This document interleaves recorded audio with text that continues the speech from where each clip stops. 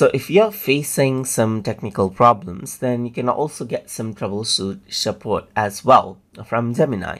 Let's say, for example, I am frequently having blue screen of death as my computer starts. My computer has Windows 11 on it, but when I start Ubuntu, which is installed as well in my computer, everything starts up just fine. So let's just go around and say this right here, and let's see the solutions over here.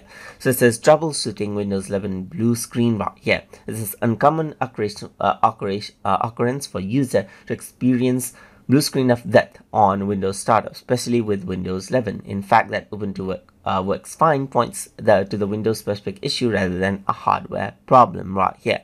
Then you can see that there's the potential problems that it actually changes out, and it gives you the troubleshooting steps as well. Like it says recall if you have installed new hardware, software, and it tells you to update hardware, perform a clean boot right over here, and gives you additional steps right here. So let's say, for example, I'm going to say, what do you first suggest me to do? Tell me only one thing.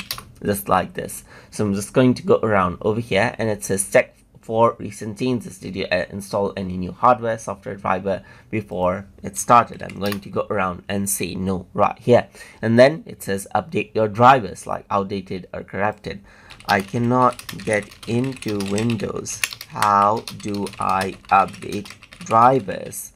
So just like this, I can go around and ask, and then you can see that it says unfortunately, updating drivers directly without accessing Windows is challenging, and it suggests you to boot into safe mode, use a Windows installation media, and utilize Ubuntu if installed, as you can see right here.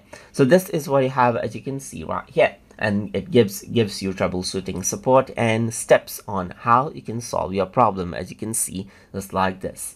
So I hope you guys learned something as always, and as always, please like, comment, share, and subscribe.